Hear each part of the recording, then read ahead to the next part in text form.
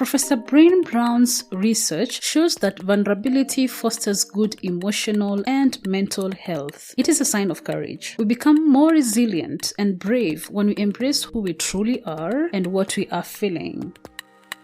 The Vulnerable Scientist podcast is a space for scientists to tell their honest and authentic stories. I am your host, Sarah Nyakeri, who happens to be a scientist, informal science communicator, and I help scientists create personal websites. If you want to support this show, go to www.patreon.com/thevulnerable-scientist. You can also follow this podcast on all social media platforms at TV Scientist Pod. So what are the laws that you face throughout this journey to where you are right now? The low girl. How much time do we have? Oh man. Okay, so let's first start with the first one. So for me, I won't say I was the most gifted student who was getting like awards and accolades and top whatever. But I'll be in the top 10. So I worked hard and I performed well, you know. So failing for me was, I don't want to say non-existent, but I never really failed. So in first year, I did a module called statistics, one stat 130, and I failed that module. I had to write a supplementary, Ooh. and that rocked me. It was like a 48, and I needed a 50 to pass, and it was MCQs, and it was just so stressful. So I failed. I had to rewrite. So that was the first time where I'd ever failed, ever, in my whole entire life of like, being at school for 12 years. Like, what do you mean I failed and have to rewrite? So, like I said again, my parents, I remember it was December, early December, um, where they're like, dust yourself up, just study again. It's fine. You can do this, you can do it. So I tried and I studied and I did everything. Nope. I wrote the test. I failed. Failed. 48 again. And I was like, oh my gosh, now I have to repeat this module. Wow. And it was such a humbling moment. Yeah, because like I said, I've never failed before. And for me, I suck at failing. I think most of us do. But like failing is so, it's very like, because it makes you think like, am I actually worthy? Can I really do this? So again, it really almost destroyed my whole holiday because it was early December when I figured it out, and my birthday's in December. And anybody who knows me knows I love December is my favorite month because I legit celebrate my birthday the whole month. My friends and my family are tired of me. By the December, they want it to end because they want me to stop. What do you do normally on your birthdays? Oh man, it depends on whatever. But it's not even on the birthday itself. It's more of Birthday getting month. to my birthday. Yeah, like the anticipation, the attention, the things that I want, and I tell everybody who can listen that it's my birthday. So that year it was the first time where I initially was like really down, and my mom was like, listen, failure happens, it's fine, there's nothing you can do about it. And she was right. I couldn't do anything. Like, it was December, there's no point in studying, there's absolutely nothing. I'll just have to start it again. So thankfully it didn't hold me back in terms of where I'd have to repeat the whole first year. I could still move on to second year, but just I would have to take it into my second year, like as an extra module. Um, so and I think for me that failure was like, I can never experience that feeling ever again. Like, I made sure in second year I work, and I think second year was the year that I did my best ever, ever, ever. You know, I got distinctions, and because the first year I was like, I was just passing through. I was passing, but like with that failure, that feeling, I hated it so much that I worked extra hard. I'm not gonna say that I got a distinction for stats. I did not, but I passed it. But for like everything else, all the other subjects which I really enjoyed, I put in extra effort. So that was like the first set of failure that Mm. happened. Also in my honors year, which is my fourth year, Mm. it was very emotionally, it was just draining emotionally, psychologically, Mm. physically, because it was a year where it was the final year. So you have a mini project that you have to do. Mm. You have to write a mini dissertation. You have to do a project because it's preparing you for your master's when Mm. you have a full research project. And then at the same time, we have modules and we have exams. And I remember that year just felt like it never stopped. It was just always something. So it was just so emotionally low. But I think that year was okay because I had a lot of support. We had my classmates. We were all going through it together. Mhm. So there was that sense of community. Then, oh, my master's was probably one of the hardest year. And I always tell people that I didn't realize how depressed I was in my master's until after I finished my Mm. master's, if that makes sense. It was really, really difficult for me because I'm a very good people's person. Mm. So I thrive in support. I thrive in when I'm not okay. Okay, not saying that I'm like I thrive in asking questions. So like in undergrad, I thrived in that because if I didn't understand, I put my hand up and I asked the lecturer, Mm. please elaborate. All of those things. But in on and for my master, it was the first time where I'm sort of on my own in inverted commas. I had a really great supervisor. My Yeah. co-supervisor was really great, but it was just a very independent thing. There's no classes because I didn't do it via coursework. It was purely research. Mhm. So it was a different level of adjustment. And although I had friends doing their masters as well, but we Mm. were working on different projects. So we were in different timelines. Not everything was working out the same. Maybe somebody's ahead. I Mhm. don't know where they are. We don't really meet anymore. And it's different because we're working on various different projects. It's You so know, lonely. Yes, it's very, very lonely. And I felt like I was in the silo and I didn't quite know where to go and where to reach for support. You know, Yeah. things were not working, which happens in research, but I didn't know that because I wasn't Mhm. actively communicating with other So people, yeah. you know? So it was a very lonely journey and, like I'm a person who loves to be active and fit and whatnot, especially in my last year. I Mm. stopped doing all of that because I felt like it was taking time away from my masters. But in retrospect, Mm.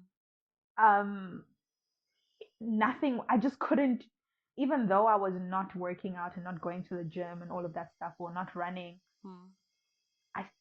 nothing was still moving. Then, now like physically, you're not looking the same, then you're not feeling well mentally, Mm. you are not you don't feel like you're progressing, things are not working out. There's a lot of things that are going on, and I didn't realize that until after I finished and I looked back and I was like, wow, this was a really terrible period. Mm. Like especially the last year of my masters. And yo, I don't even know how I came out and how I finished on time.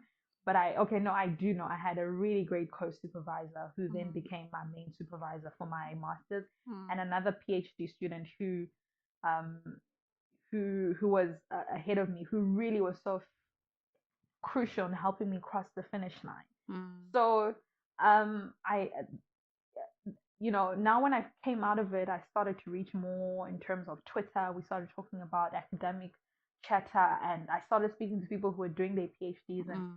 and then I realized like, oh my goodness, people actually go through these things. Like the Yeah. stuff that I was going through in my masters, people go through it and they go through it worse.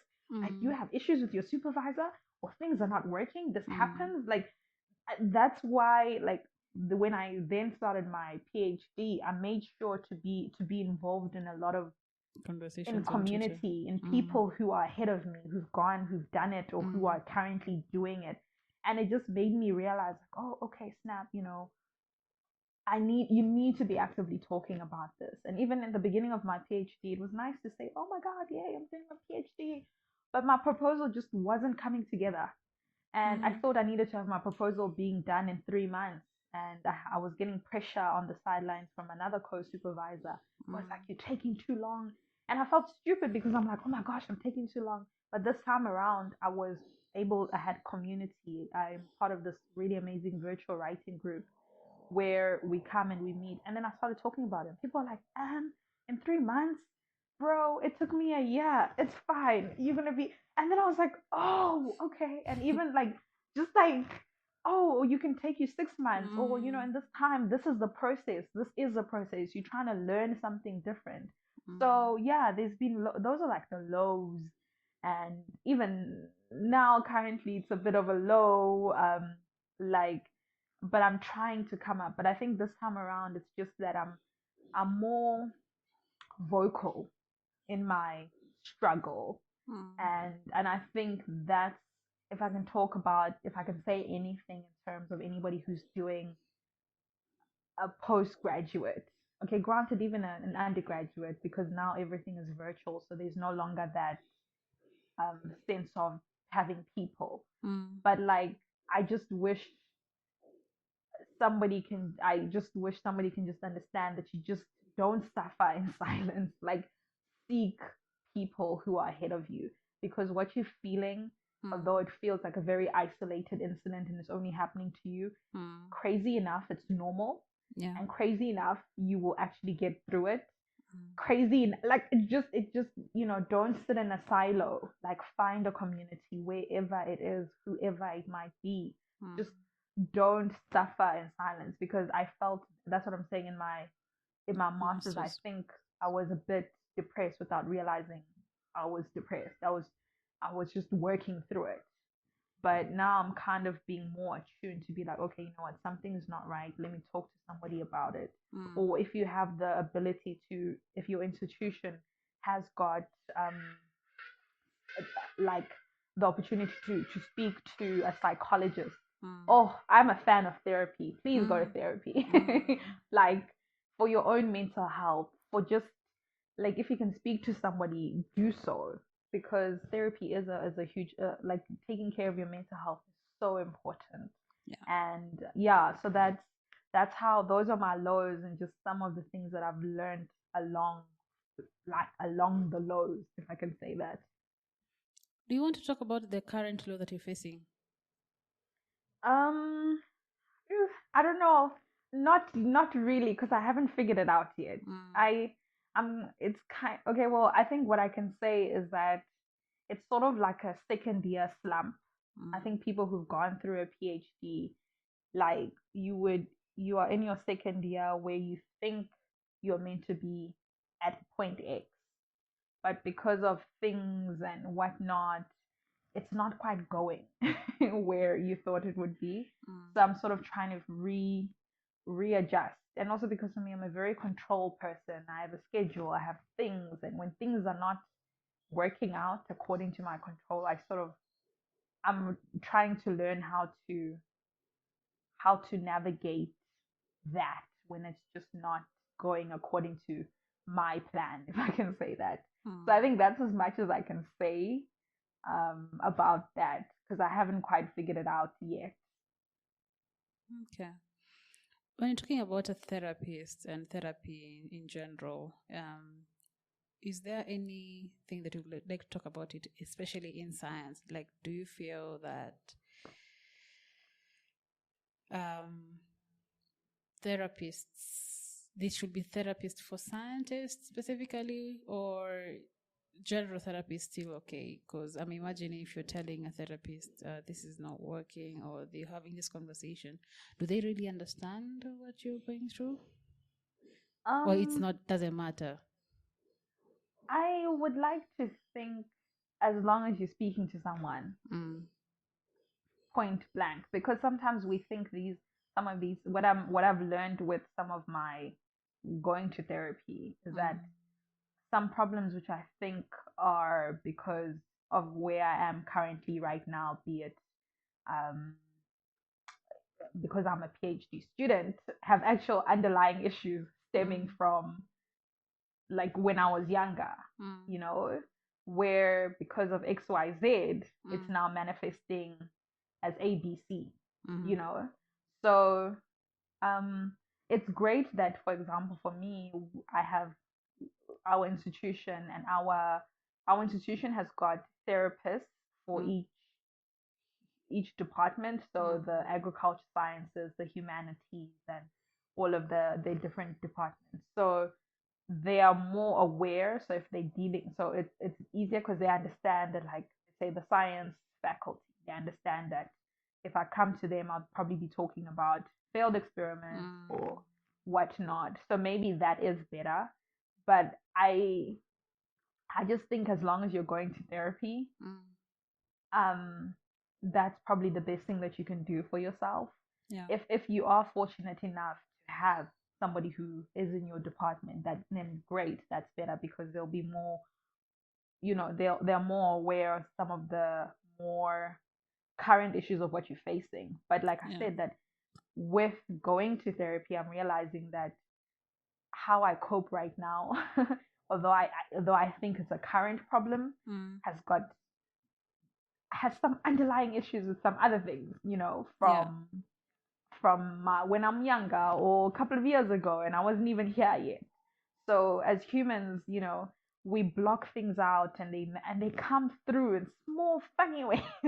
So I think it's just necessary, and I think and I think and I just think it's so important. Like, just mental health is such an important topic for me, even on my podcast, because I feel like in academia, it's almost very robotic. Like, we just meant to go, go, go, go, go, go, And also, I'm sure other people in different other fields can also speak to that as well, where the world does not allow us to feel our feelings. Because if you feel your feelings, it means you stop. You will not be able to go on.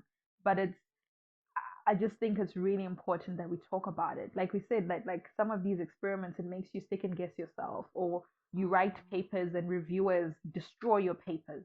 That has implications on your mental health, or failed experiments, or just things are just not working, and you haven't seen your family for months because you are stuck in the field, or you're in a different country. So, man, we all go through so much, and I just always wish that people could have that opportunity to talk. And I know some people will say, "Oh, therapy is just talking to a stranger. It's it's stupid." I will admit I had that initially, but I now see the value in it because this is a stranger who's trained to just listen. And sometimes it's really good to have somebody who's so far removed from your situation, who knows nothing about you. And, and also at the same time, I will say that finding a good therapist is a process as well. It can be a process. Just sometimes you might not gel with this one, and you have to try somebody else. So maybe for people, they met one who they didn't click with, and then they're like, this whole thing is stupid. So sometimes you have to find, it's like when you find your therapist, you're good. So it's not always like the first hit, and maybe that's where the negativity stems from, where somebody might have tried and they just didn't gel with their therapist, and then they're like, no. And sometimes you have therapists where we are as Africans and the cultural thing, and you might have a white person who might not understand some of the things, So there's a lot of that, and but yeah, if they can just maybe look more for the support of where they can get support. And I also acknowledge the fact that therapy is a privilege. It's very expensive. Yeah. It's not easily accessible to have good mental health support. So, like I said, if you are in an institution or if you are able to get it, please do. But if you are not able, if you want it but you can't get it due to funds, there are some free things, but it obviously just requires you to do a little bit more digging, to find that support in your area and in your region. You talked about failure the first time when you first had a supplementary that you had to do, right? How do you deal with failure now compared to then? Like, have you gotten better or what? That's such a great question. Um, no, not yet.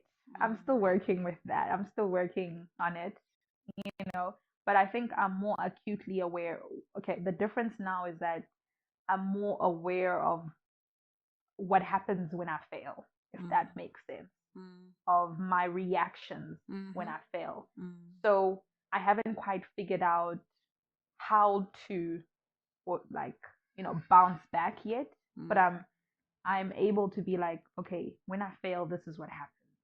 So these are the feelings and these are the emotions that happens to me. And these are the things that I tend to do when I fail. mm. So which is different in the past, I'll just be like, oh my gosh, I failed. Yeah. And then life stops. So I Mm. think maybe now, like I've researched, so I yeah, it's still a learning process, all of this thing. So it's only maybe now I'm like, okay, here you failed. This is you reacting to your failure and you're reacting in this type of way. So maybe yes, I've gotten better, but not where I want to be yet. Okay. Between your BSc, after you finished, what made you go into masters? What happened between there? Did you get a job? What happened? Why did you decide to do a masters? Um, Masters. Why did I do my masters? Oh, my masters was something that I was definitely wanting to do. Mm. Um, it was part of the plan, and also because, um, yeah, it was definitely part of the plan. It was part of the academic plan, and um, yeah, because I was like, listen, there's a lot of people who are getting degrees. You need to sort of, have something a little bit better. So that was part of the plan. I think the Mm. PhD was maybe not part of the plan. The PhD, I wanted to maybe try do something different, but Mm. then I finished my master's. I graduated from my master's in, when did I graduate? During lockdown. Sorry, yo, it's been such a like it's these couple of years are just like into one ball. So Yeah. I finished my masters a couple of weeks and submitted my masters a couple of weeks before lockdown, like Mm. official lockdown in March. That's when I finished it and I submitted it. And then I was graduating in April. Mm. Um, no, well, rather let me say this because somebody will be like, "Oh my gosh, you graduated in a couple of weeks." What had happened is I submitted in December, Mm. then it came back. It came from the examiners, and then I just had minor corrections, and then I submitted again. So ideally, I would have liked to have gotten a job, but then it was peak pandemic Mm. period. People were not sure. People were not hiring. Nobody was like, it was that level of uncertainty, and Yeah. then my supervisor was like, there's an opportunity here. Um, would you like to try and apply for this PhD? And yeah, then I applied for it, and thank goodness I got in. Um, so yeah, that's what happened. Didn't have a break to do something else, Mm. and yeah, yeah. So I didn't. I've just gone straight through. Okay.